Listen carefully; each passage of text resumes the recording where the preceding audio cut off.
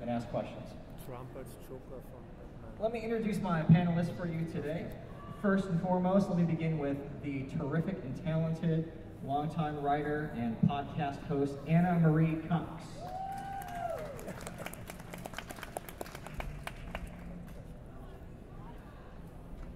Next up is a former Trump supporter turned Trump antagonist. He's very active on social media. If you're on Twitter, you definitely see his tweets all the time. And he's a New York Mets fan. David Weissman.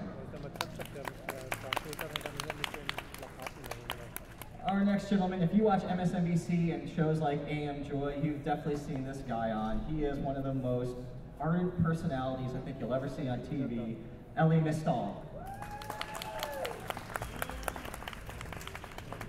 And rounding us out, probably the smartest guy on the panel, probably the one who's written the most books at least, Dr. Jonathan Metzl.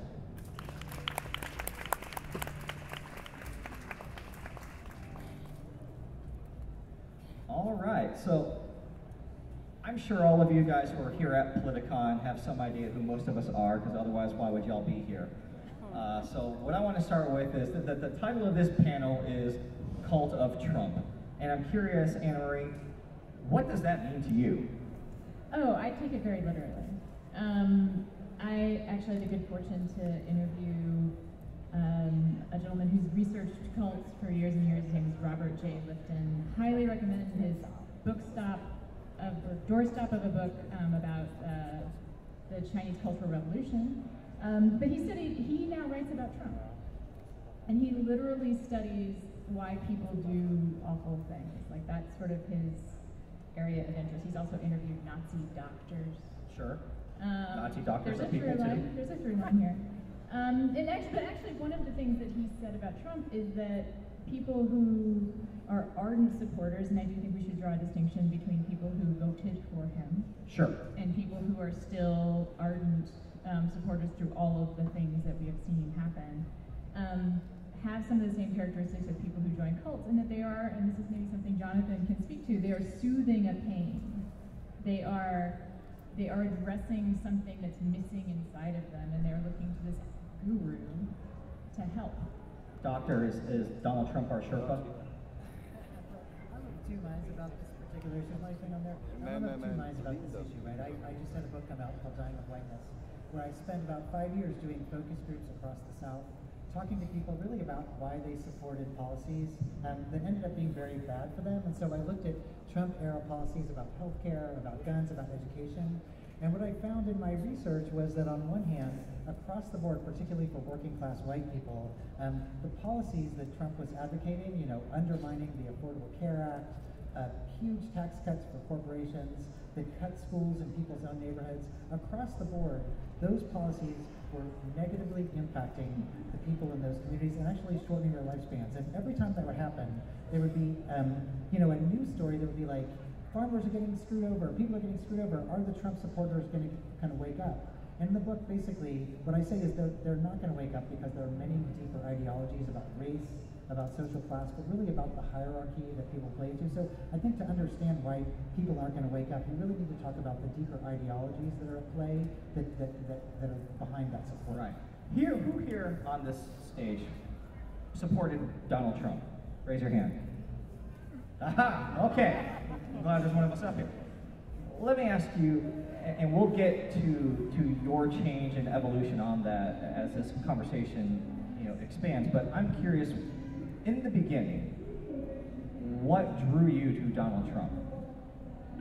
Well, what drew me to Donald Trump was that he was like the manifestation of what was angered a lot of conservatives from 10 years past.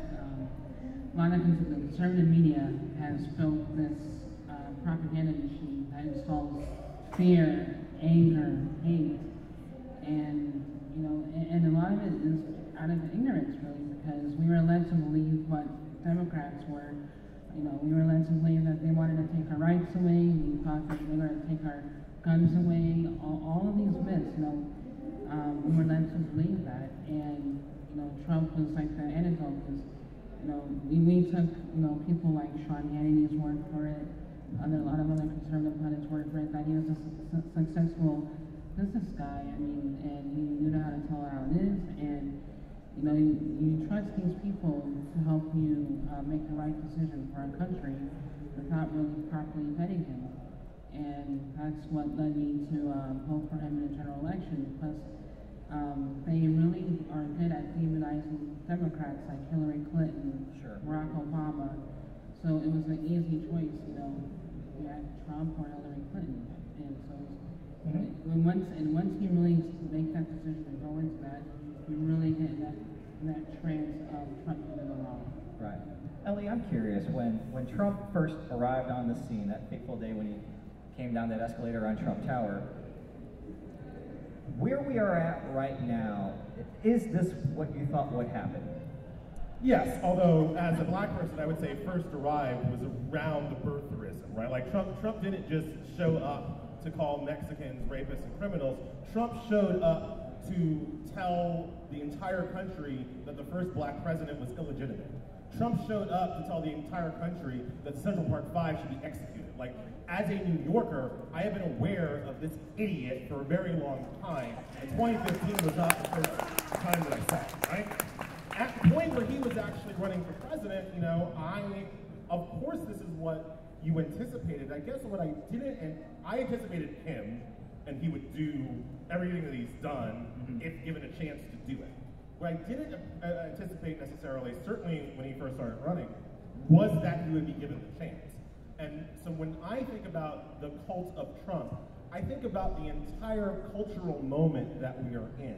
Not just the actual Trump supporters, as Ana Marie Cox points out correctly, the ardent Trump supporters versus the I just voted for Trump supporters. My cult of Trump includes the media, which he has hacked. It includes the entire kind of institutional normalization of his bigotry and misogyny. Like there are a lot of things going on in our society that Trump is not the cause of, but the symptom of. He is the result of a sickness in our society, and that's what I think about when I think about the whole cult. Yeah, I was going to say that just from the reading I've done about, again, cults, they don't come into being unless like the cultural moment is ready for them. Like the guru only exists when the space is created for the guru, right? Like, and we created that space for the guru, and I'll include myself as a member of the media. I, like a lot of people, was so sure that he wouldn't win, was willing to cover him as a lark, as a sideshow. And then I feel fortunate that it happened for me pretty quickly, that what came to be very, very clear was that it was a kind of joke. His campaign was a joke in the sense that it was like 3 people, and you know, one of them was an intern, and 2 of them were Hope Hicks. I mean, you know, it was, you know, he had this like ragtag band of people that had no business running a presidential campaign. Their events were incredibly poorly organized. The people that showed, they weren't capturing emails. They weren't doing all these things that like a normal presidential campaign would do. But my colleagues in the media were writing about it as if it was a normal campaign. Right. Like as though it had all of the trappings of a normal campaign, and they were treating his pronouncements as though they were pronouncements of a normal candidate. When really the shit he was We can curse, it's Politicon. The stuff he was saying was crazy pants. Just bananas. You know, like build a wall and have Mexico pay for it. If someone said that shouting on a street corner, you would walk the other direction, right? And what other, you know, all of the stuff that he said, including grab them by the pussy, is stuff that you would immediately be dismissed from polite society. And we just kept treating him as though this was something you could say and still be a presidential candidate. And that's what's created the situation we're in now. I just think it's important, and I think all of this supports the idea that this moment taps into something much deeper, something that's been building for quite some time, which is a moment of, you know, fear of outsiders, structural racism, all of these factors. I remember I was doing focus groups about, you know, the rejection of the Affordable Care Act around the time that Trump announced his presidency, and I kept telling people, his policies are going to kill you. And they said, well, I'm still voting for him. I'm still voting for him. And it wasn't because of policies. Everybody else was talking about policies.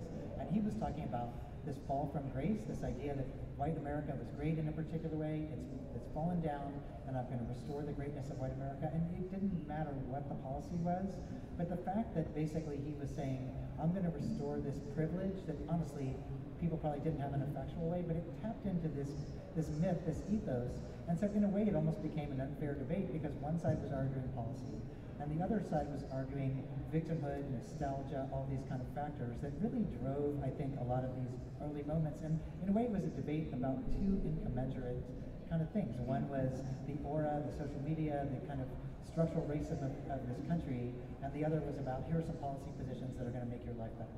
And I think that's borne out as we've seen that even now, after everything that we have seen, Donald Trump still has an absurdly high approval rating amongst the Republican Party, that they have been indoctrinated into this cult and have never extricated themselves from it. But here we have David, who did do exactly that. He was a Trump supporter, and along the way decided that wasn't going to be his jam. So I'm curious, what was it that started provoking your thought about maybe changing your mind about Trump, and what was that tipping point? Well, what happened was, we are a Trump supporter. One of your goals was basically to own the libs, going after celebrities, trying to get people to support Trump.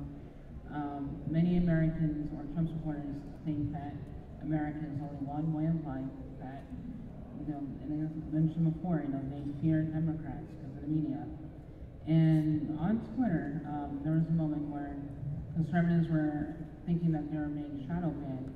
So I go after a couple of celebrities saying, hey, Twitter, why do you let these celebrities, wear Nazi outfits, in comedy, and you're silencing conservatives? One of the celebrities, happened to be Sarah Silverman, she responded in a very kind manner, which was not normally a typical response, towards a Trump supporter.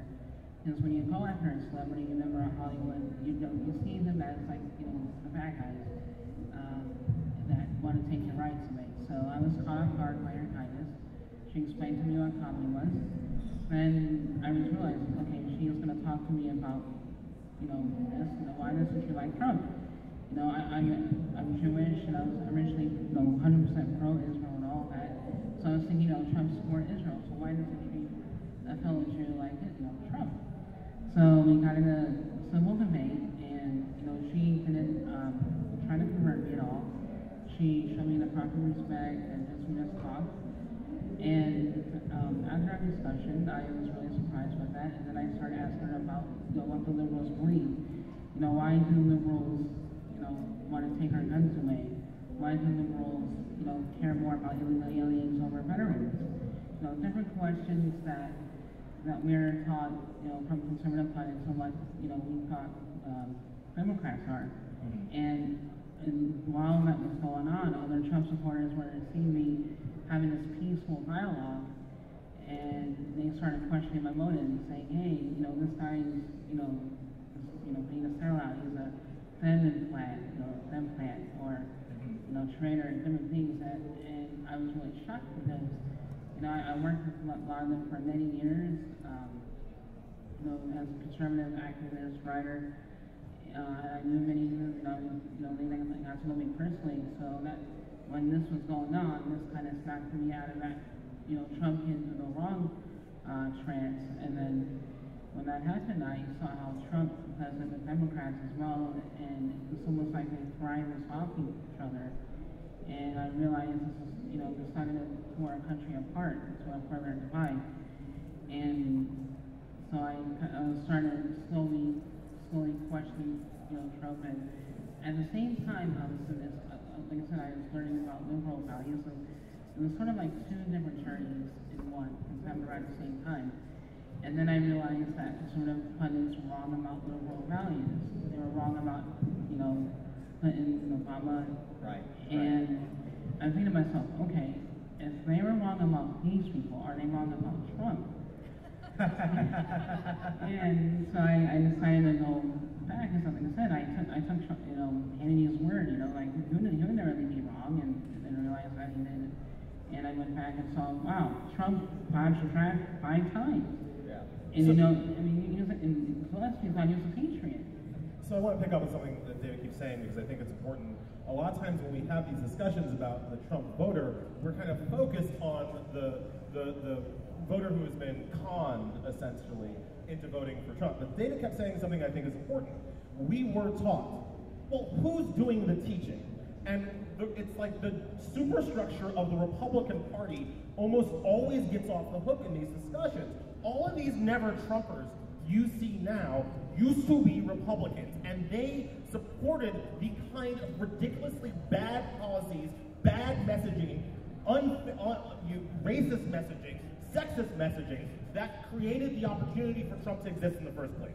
So like, I'm super happy that like Max Boot is like now on the right side of history, right? But it's Max Boot's fault that Merrick Garland is on the Supreme Court, right? Like all of this training, all of this indoctrination that David is talking about, that did not start with Trump.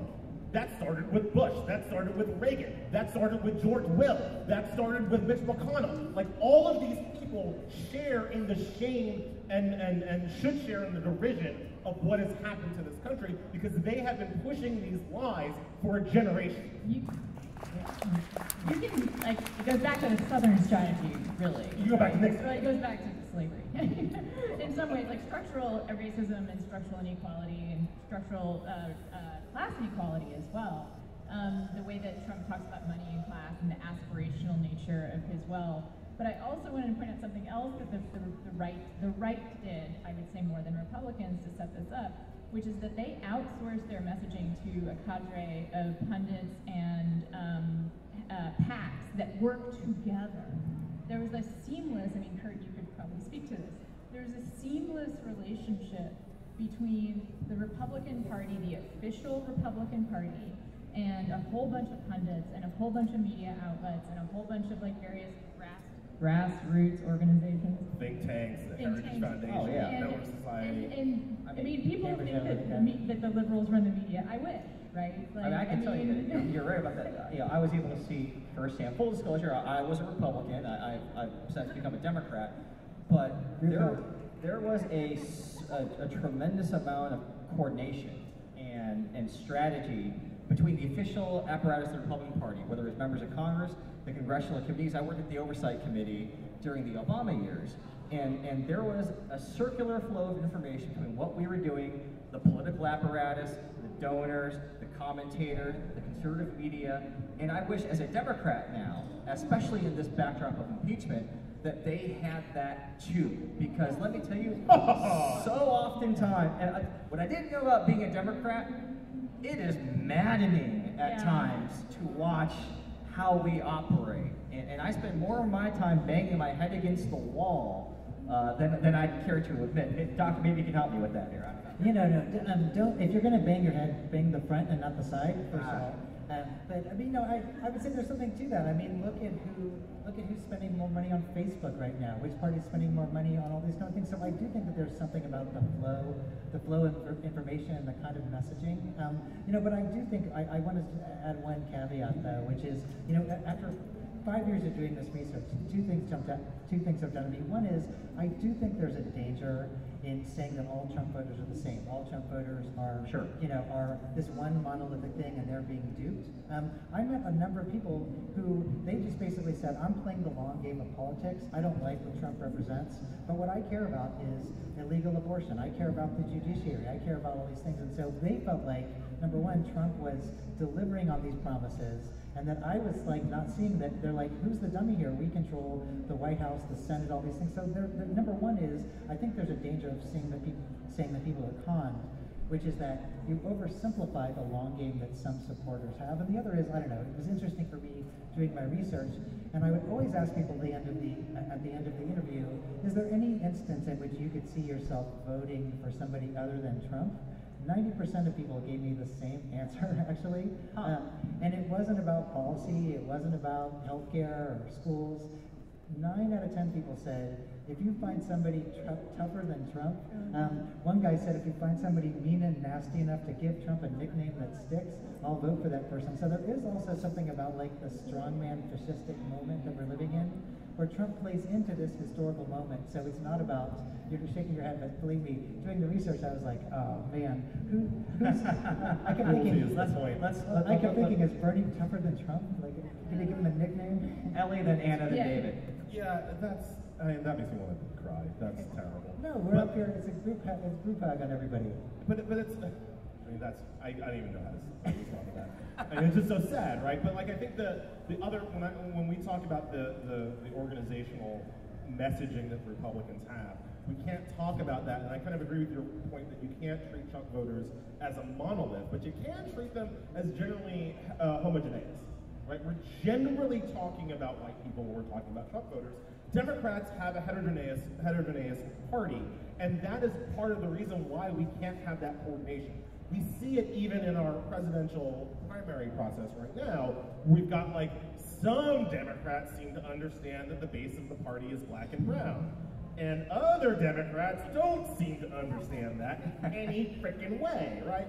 So like even within one of the reasons why the Democrats always feel like they're kind of playing from behind or playing catch up or lacking ideological stridentness is because we've got so many different tents in our party, right? Like one of my favorite quotes about being black in America is that, you know, black people have no permanent friends and no permanent enemies, we just have permanent interests, right? And those interests survive any particular candidate because there's crap we need done, like the cops, the shootings, we have things that like need to happen for our communities that kind of transcend some of the internecine political points.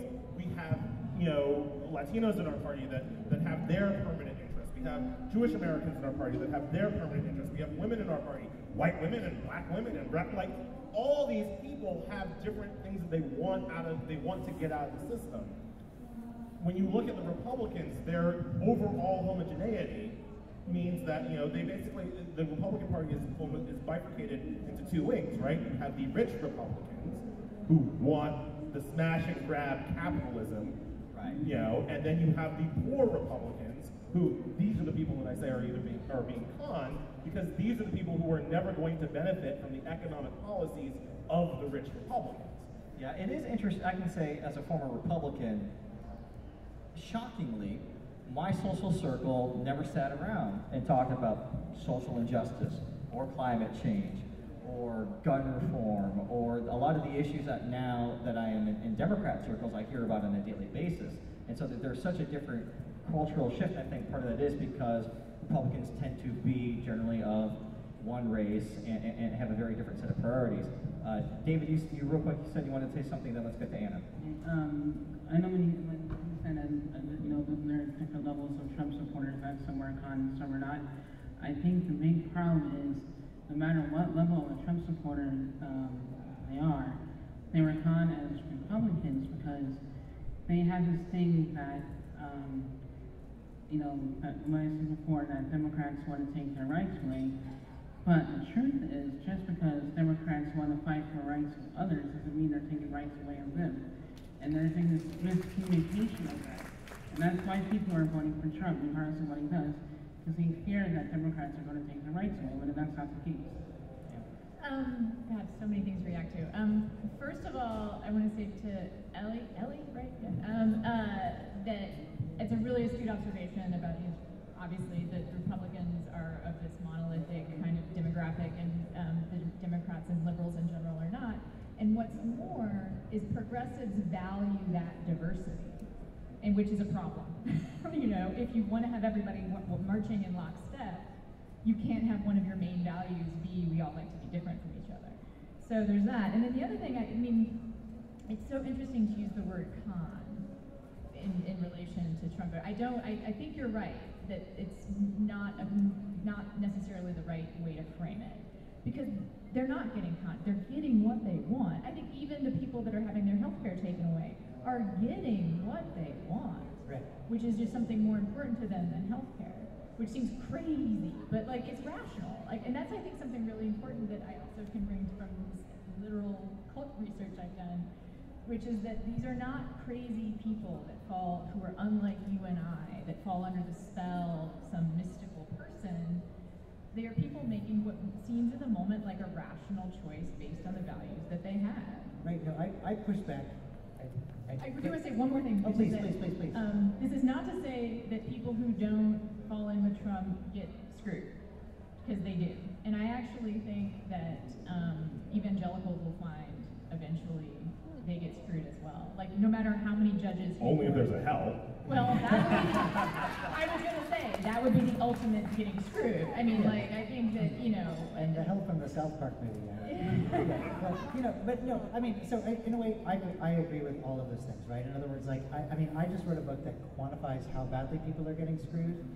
You know, it actually costs people on the aggregate about 3 to 5 weeks of their lifespan, GOP policies, particularly working class white Americans. And so that was all this data that I added up, showed that people were getting screwed. But the other thing that about it was, and this goes back to the Du Boisian notion of the wage of whiteness written after Reconstruction, but there was something more powerful that went into the ideology than this idea of 3 to 5 weeks of lifespan. It was about this hierarchy of racial being. And so, I mean, another shocking thing that I found was when I talked to people about the Affordable Care Act in the South, people who were medically ill and rejecting the Affordable Care Act, they were more knowledgeable about what they were rejecting, even when they needed medical treatment, than my friends in New York who are on the Affordable Care Act. So it's not like people didn't know. There's this idea if we just educate people about healthcare reform. So it's really, how do you tap into these ideologies? And then also, I just think that how do you unify this message in a way that becomes, I mean, say nothing else. If you talk to a lot of conservative Republicans, they understand the importance of that voting bloc. They understand how to win elections in a way. And so, in a way, what's our strategy for winning elections, given that the important diversity of opinions? Again, as someone, I actually often don't even call myself a Democrat anymore, because, and that speaks to the problem, right? Because it's just like, I don't even know anymore. Like, it's not that I'm anything but wildly liberal. But, well, sure, yeah. I mean, I think that taking some bold stands for some bold ideas is one way to win an election. But I was going to say the joke that occurred to me when we were talking about the coordination that Republicans have versus Democrats is the only thing Democrats know how to organize is a circular firing squad. A joke I've heard a long time ago. And it's true, though. Like, I mean, even looking at the primaries right now, like this consternation supposedly that the mucks have about getting someone who's electable, everyone's pretty popular. You know, like I mean, people who are not going to vote for Trump don't give a shit who they vote for, to be honest. Like, I will vote for anyone. Like, I have a preference for sure, Elizabeth Warren, but I will vote for Joe Biden. I will vote for Mayor Pete. I will vote for one of the other people that doesn't understand that you need to have a black and brown coalition. I will vote for the xenomorph from Aliens. Like, I think that would be at least, I don't think they would be as bad on judges. As long as he's born in America, I mean, you got the, not in Kenya. One of the things that we're talking about is the psychic benefit of whiteness, right? And the scholarship that basically redounds that kind of the lowest white man can feel better than the highest black man if we live in a structure of racism. And to pick up on one of David's points about trolling the libs, like, the excitement that random white people get on Twitter from tweeting at me that I was an affirmative action admit to Harvard twice is beyond me, right? Like, I'm a relatively well-spoken, relatively educated man, and these rando white people on Twitter are like, well, you just got in because you're from convention, and like, they feel good about themselves, which is weird to me because they shouldn't. That, like, that is what racism gives people. And the reason why Trump, to me, has been such an obvious and linear reaction to Obama is that Obama took that from white people. Like, Obama just daily took from racist white people the belief that they were better than the highest black man. Because the highest black man is up there talking to angels every day in their face. And that's why Trump is so the counter-reaction, and I think that we lose that sense sometimes, so the counter-reaction to what Obama represented. Not even what Obama did. I mean, most people like healthcare. I mean, it's not even about Obama's policies.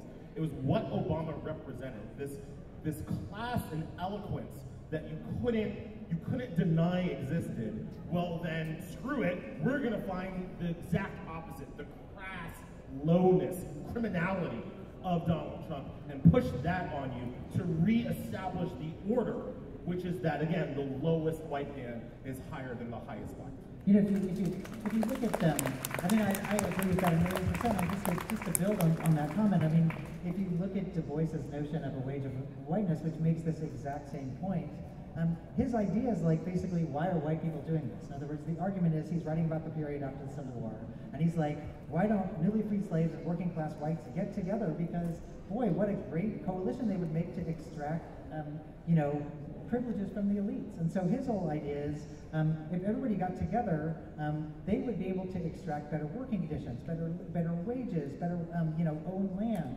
And the whole idea is, this idea of a wage of whiteness is what capitalism gives poor white people to keep them from aligning with black people, because if they did that, that would form an alliance that would be way more powerful than the elites could suppress. And I just have used that frame so many times because I think of all these points where it's like, gosh, if you're a Trump supporter, why don't you say, yeah, I'm a Trump supporter, but in order for my support, I want healthcare, I want better roads, I want education, I want all these kind of things. In other words, if people started demanding these kind of things, it would force them into alliance, a conservative progressivism, and all this rhetoric keeps people apart in these very racialized ways. Well, part of the problem is that conservatives believe that there's only one American culture.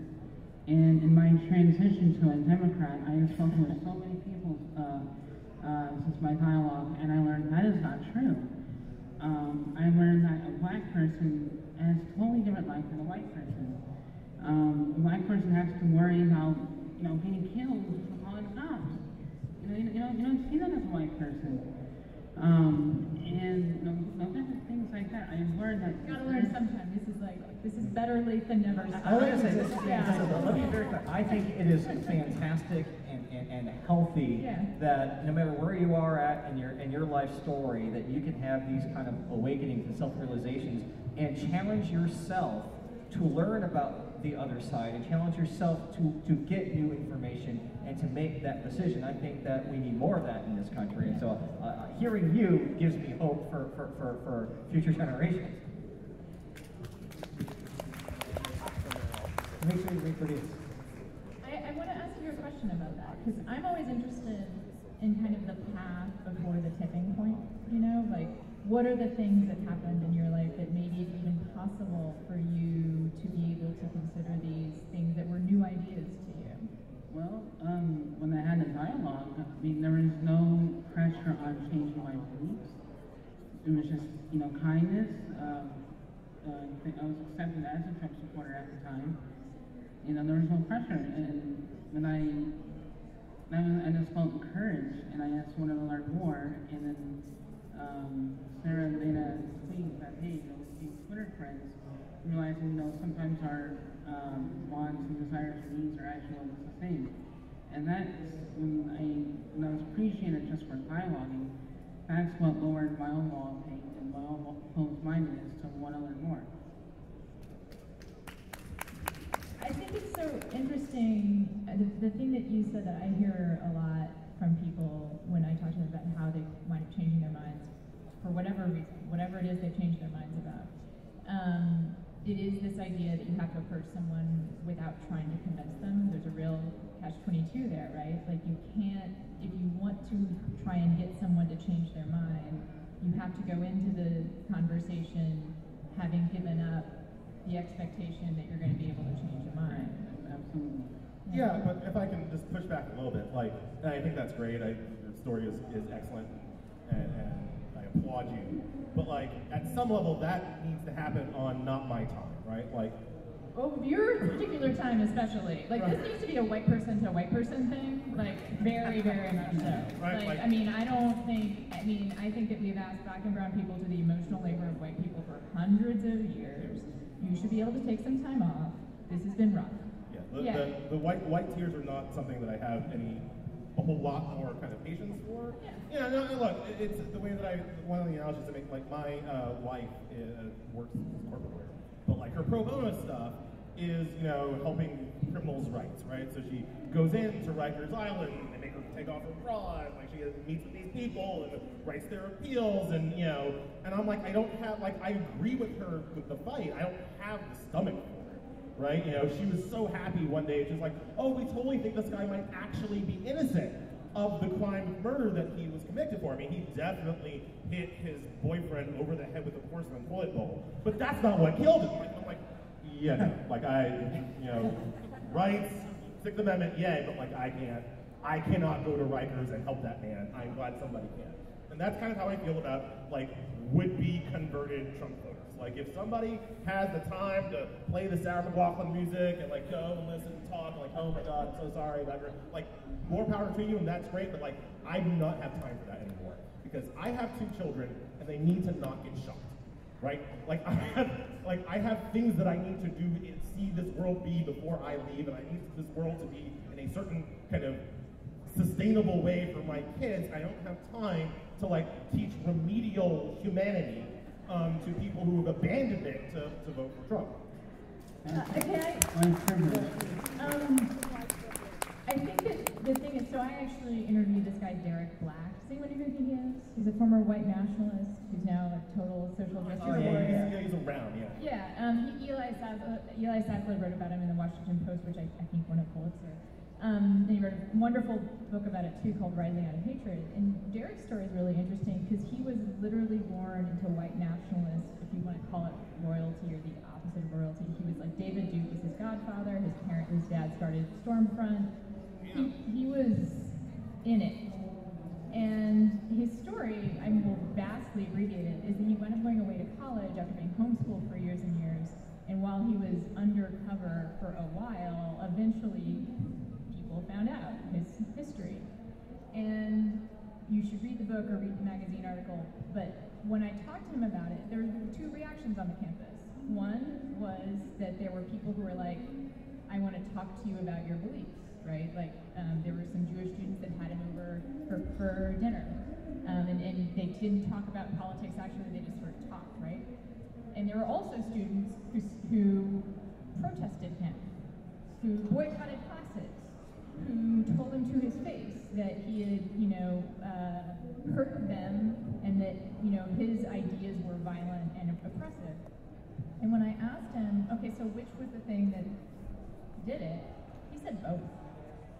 He said that he needed to know how much he hurt people. That if it hadn't been made clear to him, if it had just been the open hand, if just been the dialogue, that probably would have gotten him somewhere, maybe.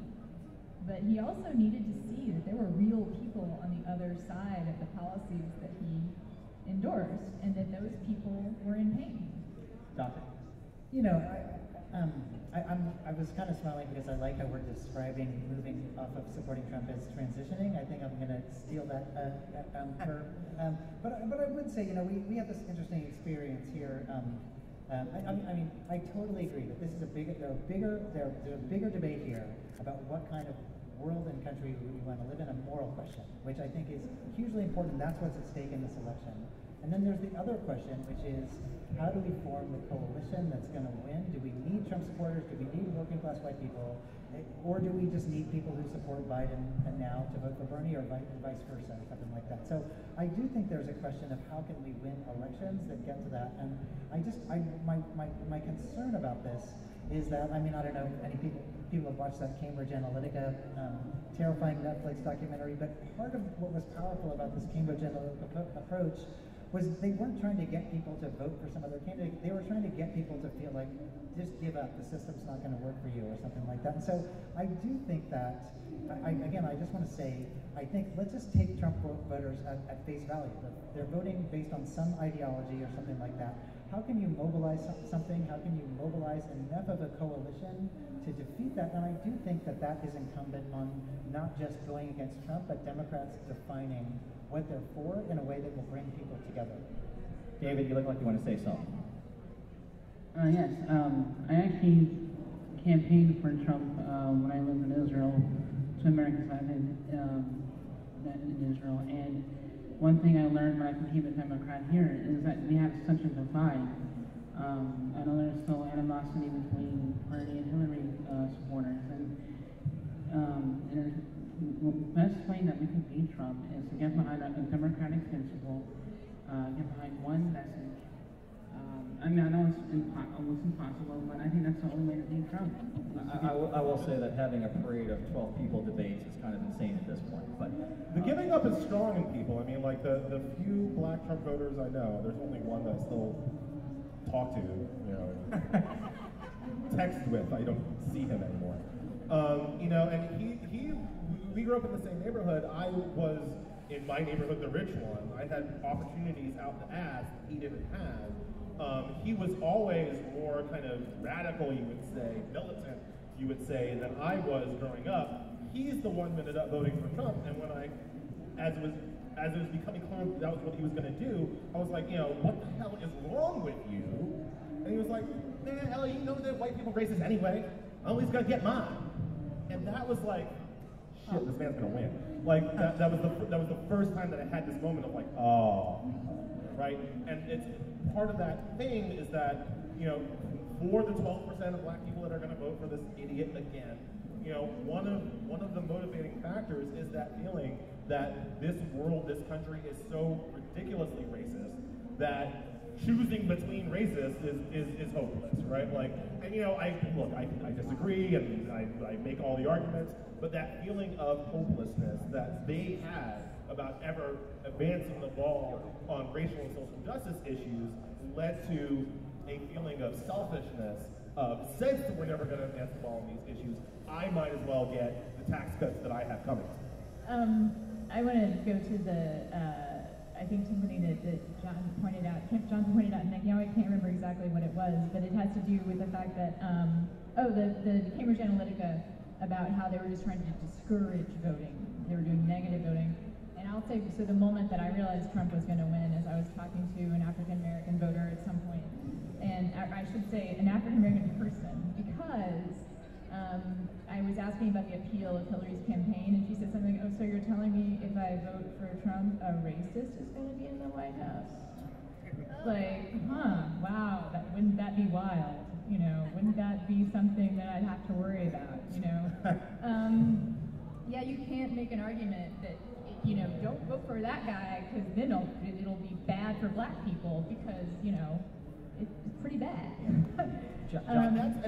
But that's what Democrats have to do. And again, like, there are Democrats who think that this election is going to be fought over the ground of the former Trump voter, or the Obama, the Trump voter. No, this election is going to be fought on motivating those black people who voted for Obama and then stayed home. It's going to be fought on the grounds of motivating them, motivating the Latinos who voted for Obama and then stayed home. And you're not going to motivate them unless you can give them a vision of a world that is better. It is not enough for Latinos to say, we're going to stop kidnapping your children.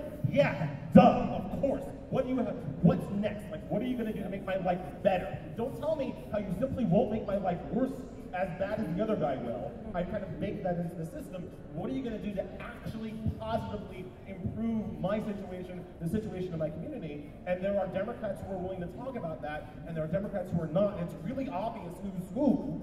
And like that's my fear for how do we, I don't see how we build the coalition if we are trying to build the coalition in spite of black voters as opposed to because of black voters. It's the question, do you think that the people you need to turn out to win Wisconsin in 2020 are between Madison and Milwaukee, or are they in Madison and Milwaukee? Jonathan, then we're going to take questions. I'd like to know actually more about this point, because I'm really honestly genuinely torn about this point. In other words, like if you look at the opinion polls about black voters, for example, as a group, which again, diversity in all voting blocks, black voters tend to be incrementalists. They basically tend to say, well, Medicaid expansion didn't give me everything, but it sure gave me this benefit. So why are you going to throw it all out the window for Medicare for all, for example? And I think there's lots of examples of, you know, this program, I never expected anybody to solve racism at all, but this program gave me this and that and things like that. And so I do wonder, who are the Democrats that are speaking to that demographic, considering that their positions that for me are on the Democratic side also not taking account of the fact of the ways people think, well, this program, we fought and died, and that goes all the way back to voting rights, things like that, but people fought and died to get, maybe not here, but here. And so to say something like, which I probably support in an ideal world, something like Medicare for All, well, I've done a lot of groups, and we've done through the center I run, where people say, well, does that mean I have to give up the Medicaid expansion that I really fought for and things like that? So what is that group? What we see is that black voters are very pragmatic, right? Exactly. And for good reason. When white people screw up, we pay the price. So like we have good reason to be pragmatic. But I think one of the things that the numbers miss is that they're focused on black voters. Black voters tend to be more centrist than black non-voters. I'm talking about black non-voters, right? And like we don't have great polling on what black non-voters, what they want to motivate them to come out to vote. But what little kind of research and scholarship there is, that I've seen at least, like suggests that kind of proactive anti-racism campaigns will actually motivate black non-voters to vote that one time, right? We see this less in the presidential elections, but more on the local level. But we see on the local level that like where most people don't vote at all, right? You can get more black voters to vote for your kind of congressional campaign or your mayoral insurgency if you are promoting anti-racist policies. It basically just explains Bill de Blasio, right? Like Bill de Blasio should not be mayor of any place, right? Like he doesn't have talents of a mayor, right? But like he was able to effectively attack Christine Quinn when he was primarying her, who was basically a Bloomberg clone, or at least thought of as a Bloomberg clone, on kind of very hard anti-racist policies. And can I just say one thing, because as somebody who writes about whiteness... Real quick, we gotta get to the audience, or they might, get I also think that that's a winning argument for white audiences. In other words, Trump has co-opted the narrative of whiteness in this country, but there are many ways to be white. And so, asking white voters, is this the model of whiteness? Do you, call on the better angels of whiteness also? I'm just saying, I think that in a way, anti-racist kind of politics is not just about bringing minority voters to the polls. It's actually bringing white voters to the polls. I completely agree, but I laugh because now, having spent a couple of years thinking I was going to do a podcast that was about getting Trump voters and liberals to talk, I'm now doing a podcast about getting people, basically people to talk about white supremacy and see their part in it. A lot harder to talk about. It's easy to find kind of let's have a dialogue kind of conversations where it's a Trump supporter, and you can find that. It is hard to get white people to be interested in, and definitely to be a part of. Do you want to talk about how you benefit from white supremacy? Not an exciting thing. All right, they're storming the mic now, so come on. Please, thank you. They're not listening to me, so tell me your name, where you're from, and what's your question? Okay, I'm Gail Hatkoff. I'm from Phoenix, Arizona, and I am of the belief that we live in a dissociated society, and I think a lot of that has to do with reality TV, and then that's been reinforced by gaslighting, and also people being isolated, and people who their only news source is Fox. And the question is, how will we combat that? Because that's still at play. The Republicans are pouring their money into Facebook, and that could be manipulated horribly. Now, Cambridge Analytica is gone, but there are others. And we still have a lot of the same things that we faced in 2016. So, what will wake people up out of the trance? All right, Anna, why don't you take that one, and then we'll go. Oh, I know. Hold on, just a second. No, I don't. I would be excited for anyone that had answers. If I had an answer, I'd be going to the Democratic Party in a heartbeat and just not even charging. I can say again, I hate to keep going back. I have done all this actual cult research, and the thing that happened in China for people to become disillusioned with the Cultural Revolution there was that their daily experience of their lives, the difference between that and what the party leadership was saying became intolerable.